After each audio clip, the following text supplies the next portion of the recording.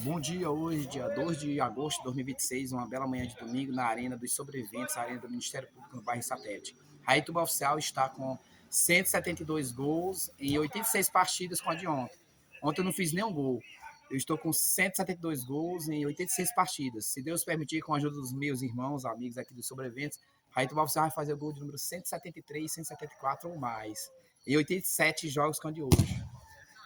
E na temporada 2026, o gol de número 123 ou mais em 61 jogos com de hoje. Um abraço a todos. São 50 gols em 2025 e 26 jogos e 122 gols em 60 jogos em 2026. Um abraço.